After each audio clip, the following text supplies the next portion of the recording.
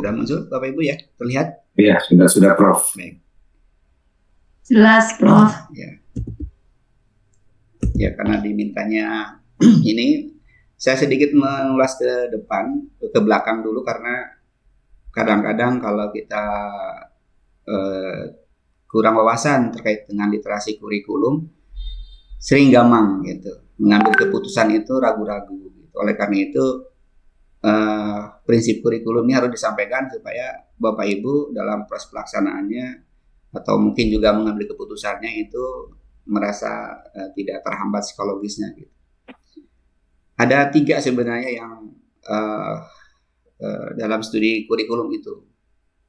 Jadi kalau secara umum kan orang memandang kurikulum gitu, itu apa sih mata pelajarannya gitu? Apa saja sih nama mata kuliahnya kan begitu ya? Apakah itu kurikulum? Ya itu kurikulum, tapi bagian kecil saja dari sisi kurikulum. Misalnya Haldata mengatakan kurikulum itu adalah hanya sebuah perencanaan pembelajaran saja, ya termasuk jadwal gitu ya, kemudian sistematika atau struktur kurikulum. Ada yang lebih dari itu sebenarnya.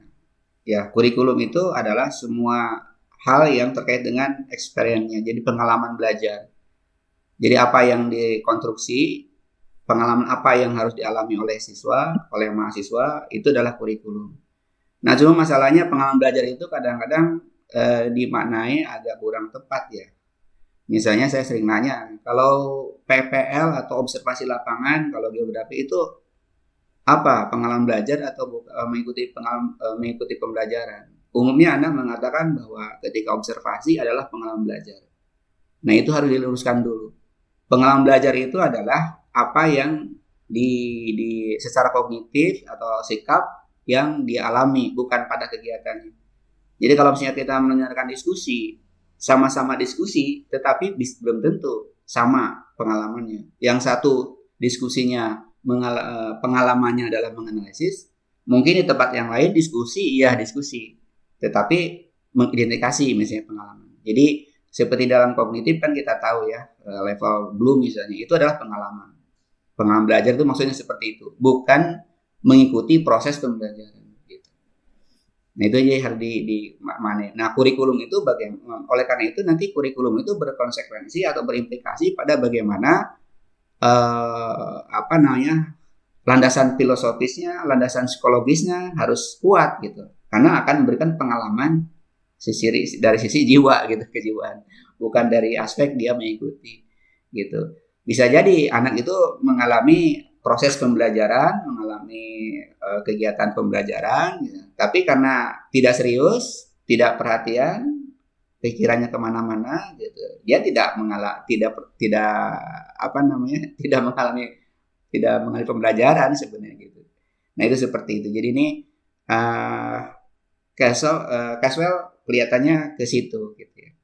Tapi ada lagi, karena kita kurikulum semakin luas. Ini Beckham misalnya mengatakan bahwa ini semua rencana plan the execution daring environment. Jadi selama dia itu di lingkungan pendidikan, itu adalah kurikulum. Gitu. Jadi artinya kurikulum itu sangat luas. Ketika anak itu masuk ke lingkungan kampus, dia sebenarnya sudah terkena aturan bahwa dia itu adalah sudah masuk kurikulum. Nah, kita juga sudah boleh menegur sebenarnya gitu kan. Sudah menegur misalnya ini kurang rapi atau mungkin pakaiannya kurang tidak sopan dan seterusnya itu. Karena dia sudah masuk pada lingkungan kurikulum. Kegiatan ekstrakurikuler, kegiatan BEM misalnya atau himpunan mahasiswa, itu semua harus dikonstruksi Bapak Ibu. Harus menjadi bagian yang tidak terpisahkan dari proses kurikulum. Nah gitu. Jadi umumnya kan kita hanya di ruang kelas saja berlakunya kurikulum. Tidak, itu mereka sudah karena sudah masuk pada terkena aturan tata tertib misalnya gitu ya. Nah di kampus. Nah ini jadi 3 hal yang harus dipahami Bapak Ibu. Yang pertama kurikulum adalah sistematika struktur kurikulum, struktur mata kuliah. Yang kedua adalah pengalaman belajar, dan yang ketiga adalah rencana atau program pendidikan di sebuah institusi atau satuan pendidikan. Nah ini ada perbedaan yang perlu saya sampaikan, perjalanan kita di dalam penerapan kurikulum Bapak Ibu. Banyak sebenarnya, tapi saya sederhanakan saja ya, karena kita yang alami seperti ini. Pertama adalah tadi sudah disampaikan oleh Ibu Ketua bahwa kita itu hanya apa istilahnya, hanya nilai saja gitu ya. Kurikulum itu hanya dinilai efektivitasnya dari nilai dari mata kuliah, bukan pada apa yang bisa dilakukan. Sebenarnya gini filosofinya. Pertama, kita kenal dengan namanya kurikulum subjek akademik. Ya, targetnya itu atau strukturnya adalah pembelajarannya orientasi pada mata kuliah. Gitu.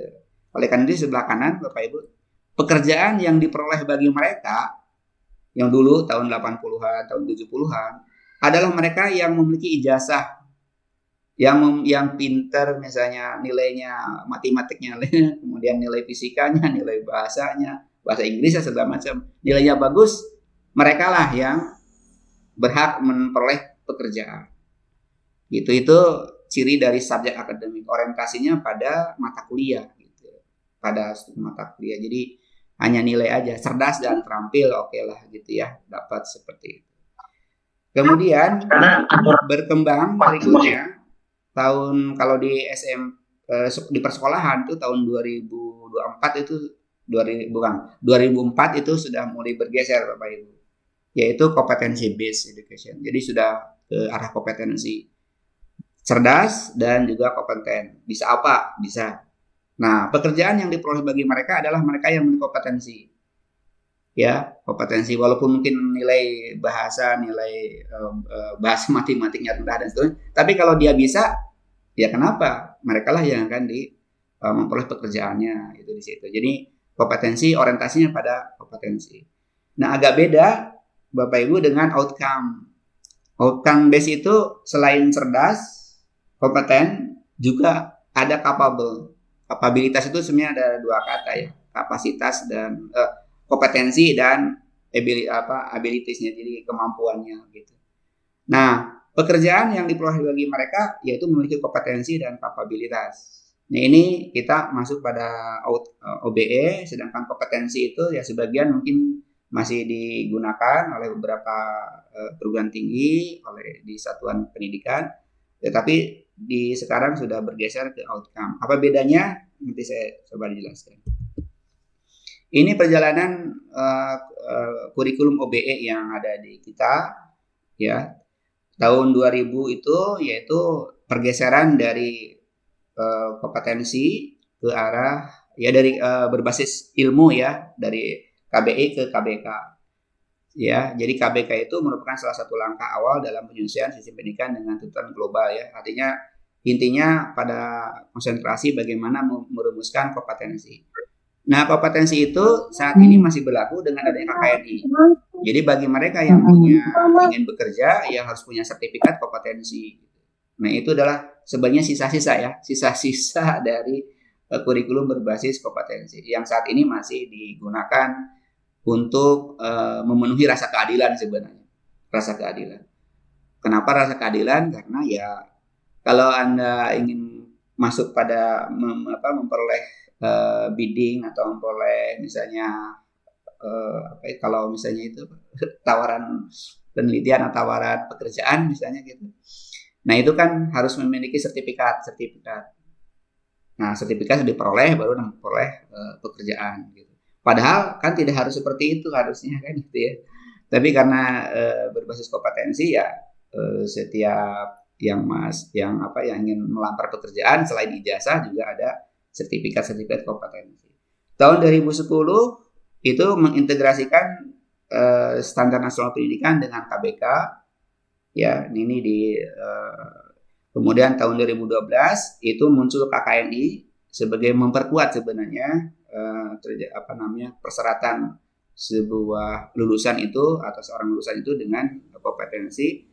Nah, tahun 2015 kita sudah masuk ke kompetensi ke arah CP, yaitu ke CP capaian pembelajaran itu sebenarnya OBE. Jadi ketika kita bicara tentang standar kompetensi dasar, itu berarti tanda-tandanya kita sedang berbicara kurikulum berbasis kompetensi.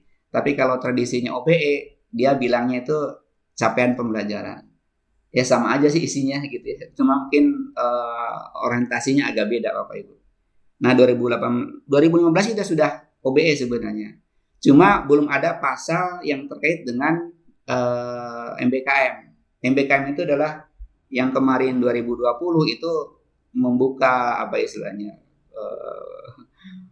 karena apa namanya mengaktifkan istilahnya mengaktifkan ya mungkin dengan dana yang besar gitu itu merubah pola pikir kita dan mendorong kita untuk akreditasi internasional mau tidak mau harus OBE.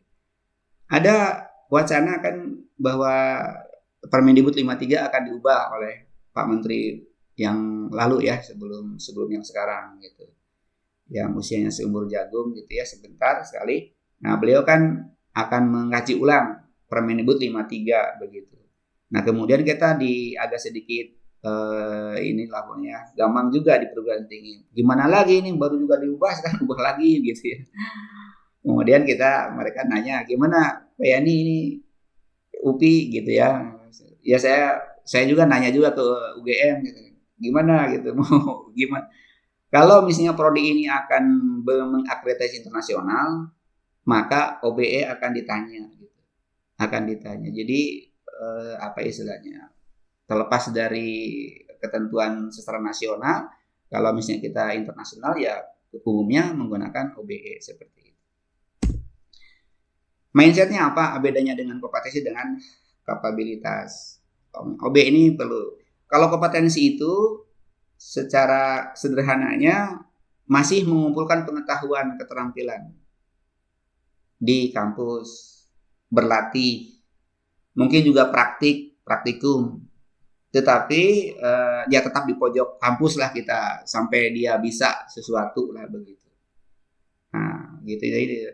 Tetapi setelah lulus, apakah prodi punya tanggung jawab untuk memikirkan dia bisa bekerja di mana, diterima di mana?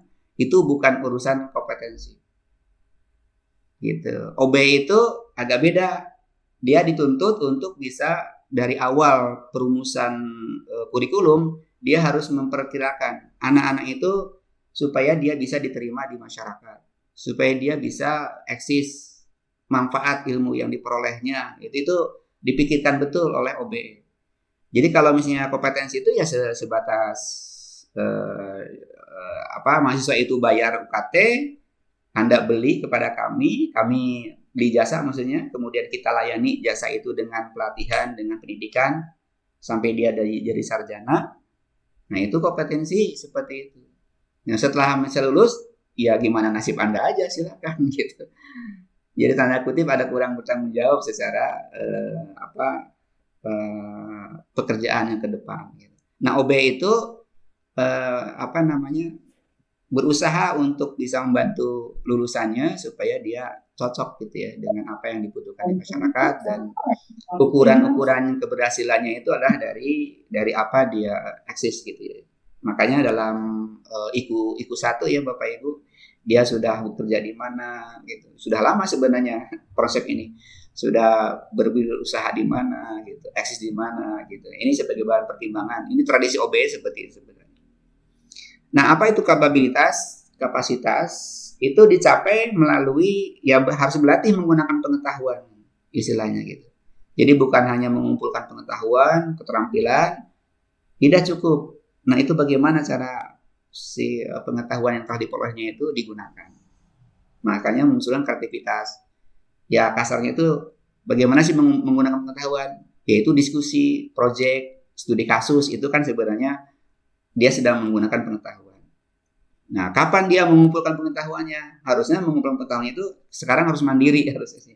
Mahasiswa itu datang ke kampus harusnya sudah memiliki bekal gitu. Jangan sampai pas ke kampus mereka masih berharap untuk mendapat curahan informasi ilmu dari dosen.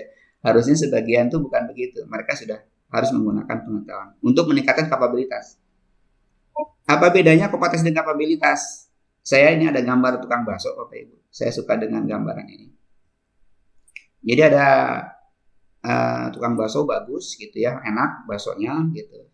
Dia bisa memproduksi setiap hari 10 kilo daging ya, misalnya untuk jadi bikin bakso gitu, dan sangat terkenal lah begitu ya. Nah, suatu ketika ada seorang yang ya orang kaya lah gitu, ingin menikahkan anaknya dan ingin sekali bakso yang Simang ini ada di stall ya, salah satu pojok di pesta pernikahan anaknya itu.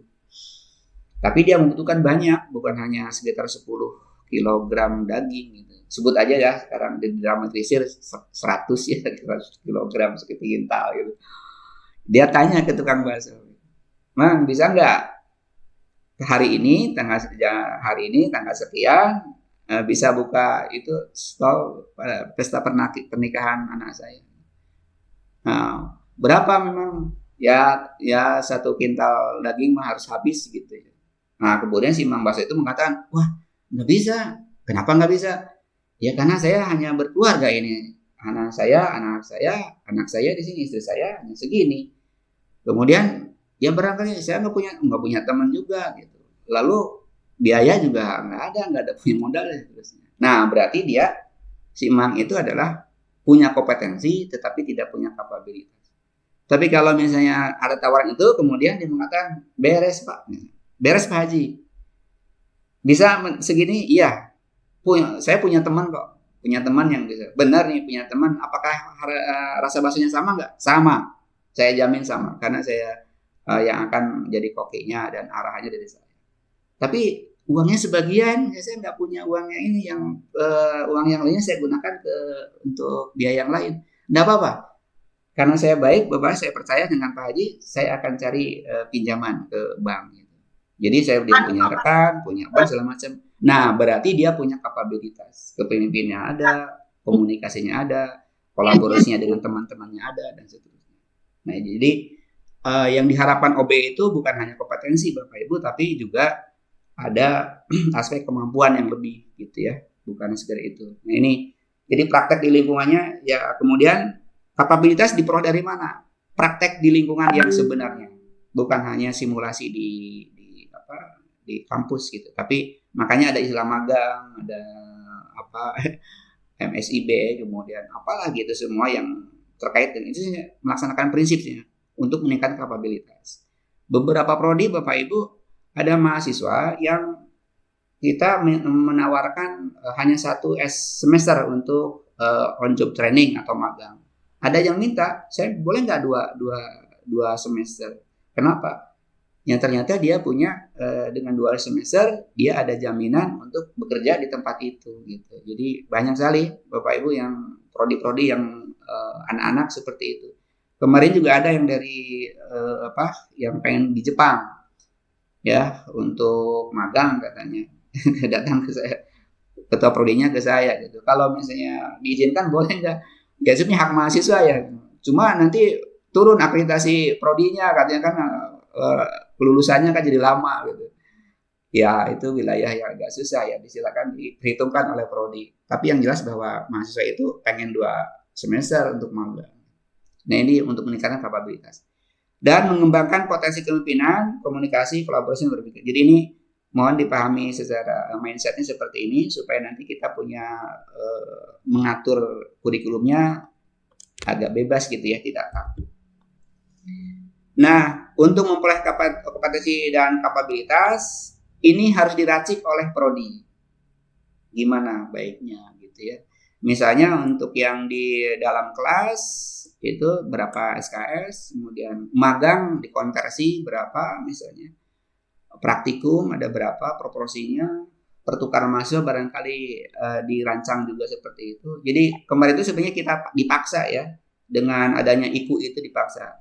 Kalau kita sudah merasakan manfaatnya dari kegiatan magang, praktikum, pertukaran mahasiswa itu bagi mahasiswa ya, bukan bagi prodi, enak Bu misalnya, bagus, saya suka dengan seperti ini, ya berarti dia sudah secara otomatis kita harus bisa menyediakan peluang bagi mereka untuk melakukan atau menyediakan yang mengkonversi atau merekognisi dari apa yang itu sah-sah ya, sah dalam makanya waktu adanya MBKM kemarin orang ribut ya, ini gimana kompetensi kami jadi kurang, kompetensi kami ini kita hitung-hitung ya, bahwa sebenarnya kalau untuk mencapai kompetensi S1 itu 100 SKS kalau efektif ya, fokus ya, itu memadai 100. Sedangkan 40 SKS berikutnya itu bisa digunakan oleh mahasiswa berkegiatan yang lain untuk meningkatkan kapabilitasnya. Itu yang kalau menurut ya, kalau kami di UPI seperti itu, untuk bisa meredakan diskursus yang sering berlarut-larut begitu. Ya mereka itu prodi-prodi pada awal-awalnya selalu protes gitu ya. Jadi tidak punya kesempatan untuk meningkatkan kompetensi gitu. Nah ini padahal dalam tradisi OBE memang disilakan untuk meningkatkan kapabilitasnya gitu. Bahkan ada sekarang berkembang untuk adanya multidisiplin, interdisipliner ya menggabungkan berbagai macam kompetensi ya dari prodi yang lain gitu ya. Bisa saja misalnya seni dengan sinema misalnya, dengan teknologi itu kan bisa berarti kan, atau mungkin juga dengan geografi barangkali memunculkan ya untuk bisa anak untuk bisa mengevaluasi, karena pengalaman yang lalu juga ada anak-anak yang dari catering kami ya, prodi catering ada Bapak Ibu di kami itu justru mengambil pertukaran mahasiswa dengan bahasa Jepang. Kita tanya kan kenapa mengambil ke bahasa Jepang, ternyata dia punya ekspektasi, punya harapan ke depan dia bisa magang di Jepang. Apa yang akan dilakukannya ya berbasis pada cateringnya atau dari kulinernya gitu, cuma dia ingin dapatkan. Jadi ini kondisi saat ini yang harus dipahami bahwa kebutuhan mahasiswa itu sangat beragam saat ini. Pelatihan, workshop juga, uji kompetensi dipersilakan. Kursus di kami juga ada, mungkin Bapak Ibu di perguruan tinggi yang lain ya, universitas yang lain juga mungkin ada sudah merekognisi dari kursus MOC. Ikut lomba dan pertunjukan, mohon tolong dihargai juga Bapak Ibu itu. Apakah dihargai poin sebagai persyaratan kelulusan atau sebagai SKS? Di kami itu ikut lomba dan pertunjukan itu dihargai poin dan juga bisa dikonversi ke SKS. KKN, aktif berorganisasi juga itu memiliki potensi untuk meningkatkan kapabilitas.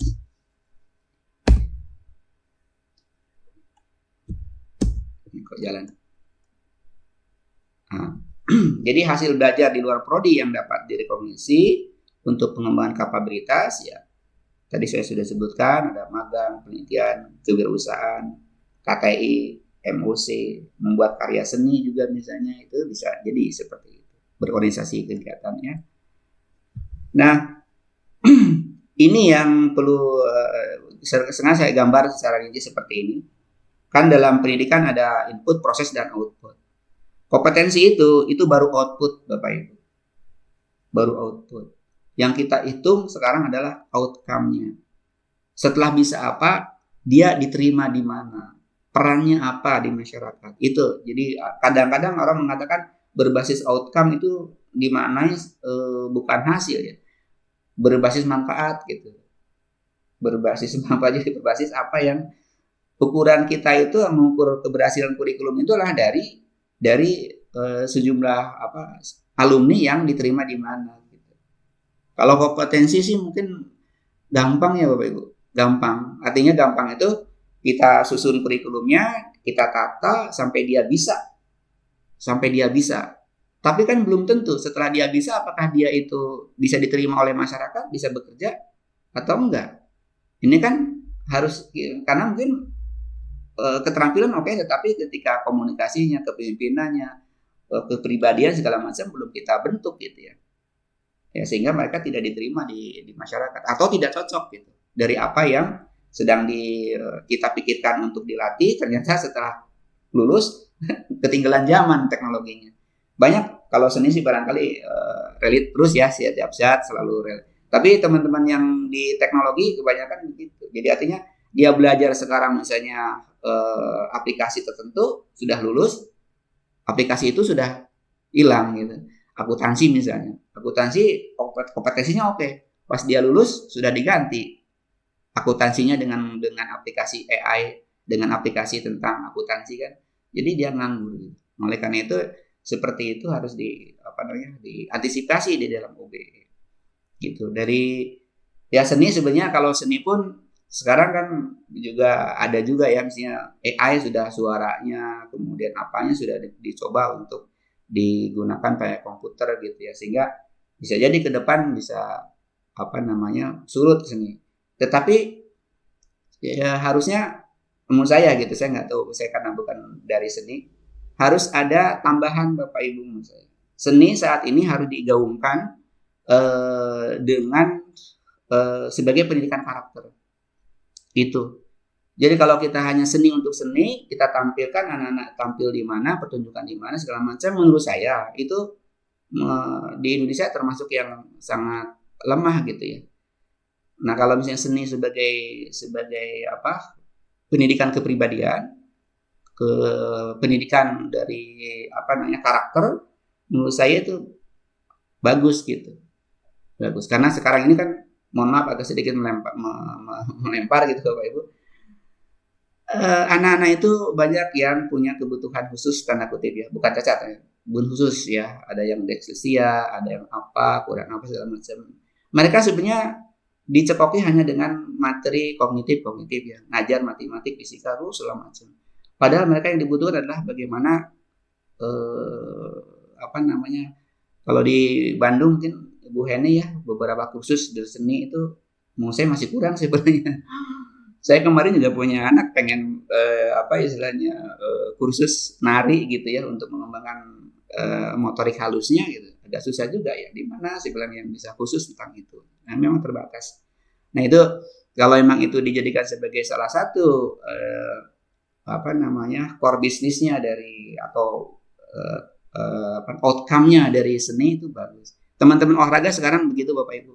Yang pendidikan olahraga kemarin awalnya kan orientasinya menjadi guru ya, guru penjas. Mereka sudah bikin gym ya, gym apa bukan nge-gym itu apa namanya? Mereka jadi pengelola. Justru mereka lebih banyak kontornya di situ, dan mereka bangga menjadi instruktur olahraga di pusat-pusat kebugaran seperti itu. Ini maksudnya. Dan itu orang bukan bugar sebenarnya, ada juga yang memang melatih untuk sportivitas, untuk melatih kepribadian, karakter dan lain-lain. Nah itu menurut saya outcome ya. Jadi saya kembali ke laptop, bahwa tanggung jawab kita sebagai di prodi itu tidak hanya output, nah itu sudah selesai harusnya dibicarakan, tetapi outcome-nya itu adalah bagaimana kita bisa memprediksi ke depan dengan kondisi yang saat ini apa namanya, masa depan kan susah diprediksi saat ini ya, namanya era disrupsi ya. Sekarang dipelajari, besok lusa nggak berlaku. Nah, ini harus diantisipasi oleh prodi. Kemudian karakteristik OBE itu, kalau yang subjek akademik dan KBK, materi kuliahnya itu ditetapkan sejak awal sesuai struktur kurikulum yang telah ditetapkan sebelumnya, karena bisa diprediksi. Yang namanya seni tari itu, ini standarnya, yuk kita tetapkan. Itu masih subjek akademik. Tapi kalau OBE, mata kuliahnya itu dapat disesuaikan setiap saat sesuai dengan kebutuhan. Oleh karena itu, kalau di kami Bapak Ibu, itu setiap saat, ini Bu Heni juga sebagai TPK di UPI, ya, kita bisa setiap semester mengganti mata kuliah baru. Karena emang aplikasi kami sediakan untuk bisa ditambahin. Jadi mata kuliah yang lama bisa jadi fosil. Tapi udah lama, oh ini masih penting, dimunculkan lagi. Saya termasuk yang jadi korban. Banyak mata kuliah yang saya ditenggelamkan oleh Kota Prodi ya. Tapi tiba-tiba muncul lagi, dimunculkan lagi katanya gitu. Jadi ini memang sesuai dengan analisis kita ke depan kebutuhannya seperti apa. Kemudian penilaian terhadap penguasaan kompetensi itu ditentukan oleh skor. Kalau yang subjek akademik KBK itu skornya 5, 4, 3, 2, 1 gitu seperti itu. Nah, kalau yang OBE sebenarnya tuntas kompetensinya, makanya lulus dan tidak lulus. Tidak ada yang setengah lulus gitu. Nah, ini beratnya. Apakah di perguruan tinggi yang sudah melaksanakan OBE sudah melaksanakan ini? Belum. Kenapa? Karena di Pendikti masih menggunakan angka 1, 2, 3, 4 ABCD kan gitu ya Bapak Ibu. Nah ini sebenarnya belum relit ya dengan kebijakan OB. Nah kembali kepada tugas prodi, sampai dia tuntas bisa ini ya udah kita nyatakan lulus. Tidak ada istilah nilai sebenarnya nilai 3, nilai 2, 3,5 tuh nggak ada. Harus semuanya 4 harusnya sih. Ya, penilaiannya. Kemudian kalau subjek akademik, workload atau waktu belajar itu menjadi batas untuk mengukur tingkat penguasaan kompetensi. Ya kalau 4 SKS ya 4 SKS gitu. Ya segitu gitu. Ya kalau OBE prinsipnya itu sebenarnya waktunya adalah sumber yang tersedia, bukan disediakan, yang tersedia, yang dapat diatur tergantung pada kebutuhan siswa gitu. Kan harus tuntas. Ya ini yang agak beratnya. Makanya kalau misalnya kita menggunakan jumlah SKS 2, 3, 4 atau 2 SKS, 1 SKS sebenarnya agak berat gitu ngaturnya. Kalau di UPI sudah minimal 4 ya Bu. Ya 3 juga sebagian, hanya sebagian kecil, tapi diarahkan menjadi 4 SKS. Supaya apa? Supaya tuntas sebenarnya. Nah tapi sekarang juga masih banyak protes sih ke saya. Apa sih esensinya? Ya sampai ketua senat akademik saya juga nanya, ini gimana ini aturan? Saya katakan kalau misalnya UPI ingin tidak terakreditasi internasional ya disilakan aja, kita kembali ke belakang 1 SKS, 2 SKS gitu untuk mengejar insentif gitu. Nah, ke depan nggak begitu lagi gitu, harusnya memang sudah SKS-nya dibuka ya agak lebar gitu. Standar penilaian untuk subjek akademik terkadang ditentukan dengan kurva normal. Bapak Ibu pertemuan kan tahu ya Bapak Ibu ya. Jadi nilai anak tuh sebenarnya 2,5 sebenarnya. Tapi karena sering ditanya sama ketua prodi atau sering ditanya oleh penerima lulusan gitu ya. Kok nilainya 2,5? Makanya kita bikinkan yang 2,5 menjadi A gitu, yang satunya jadi dipakai kurva normal. Dan agak serba susah karena ukuran penilaian di dinas pendidikan kadang-kadang juga IP Bapak Ibu, IPK gitu ya. Seideal mungkin, jadi misalnya yang di tempat yang lain nilai 4, nilai 3,9 bisa bersaing lah dengan kita misalnya yang 2,5. Tapi kan orang lain melihatnya wujud aslinya 3,8 gitu kan. Makanya kadang-kadang kita ya udah di patrol ya supaya. Nah itu kan tidak sesuai dengan OBE, belum tuntas sebenarnya dia sebagai kompetensi. Skor nilai pada mata kuliah yang telah diperoleh bersifat permanen kalau yang akademik. Kalau yang OBE itu sebenarnya ya artinya karena dia lulus gitu ya, dan artinya dia ya sampai saat ini kan saya punya grafik nilai, ada nilai yang C gitu. Sampai sekarang juga masih ingat ini nilai yang C gitu, tidak bisa diubah gitu. Ya karena dulu tidak tuntas barangkali saya belajar. Nah, setelah lulus jenis pekerjaan alumni diserahkan pada nasib baik lulusan ini yang subjek akademik. Kalau yang OBE itu tadi sudah dijelaskan, itu analisis kebutuhan pasar, keberhasilan alumni dijadikan indikator efektivitas. Kemudian teori dan praktek pembelajaran untuk menguasai kompetensi. Kalau yang ini kompetensi salah satu saja ya. Teori dan praktek pembelajaran untuk mengembangkan kapabilitas. Satu lagi, belajar lebih banyak di lingkungan program studi. Sedangkan OB itu selain belajar di prodi, belajar diperoleh dari luar prodi. Dinilai rekognisi. Ini ciri-ciri yang dari OB seperti itu. Nah, efektivitas kurikulum OBE ini sangat mendasar Bapak Ibu. Pernyataan lulus tidak lulus itu bukan oleh prodi. Esensinya itu bukan oleh prodi, tetapi oleh masyarakat dan pengguna lulusan. Bukan nilai ya, lulus ini bukan nilai dari ABCD, bukan maksudnya. Jadi efektivitas kita itu ya nanti banyak ini enggak gitu. Lulusan kita banyak berperan tidak gitu di masyarakat sesuai dengan kompetensi yang mereka miliki, atau mungkin juga lintas kompetensi gitu. Nyebrang ke pekerjaan bidang lain gitu. Ya nggak apa-apa, kita hitung aja sebagai sebuah prestasi gitu. Nah itu, jadi Bapak Ibu ini jadikan dasar buat kita.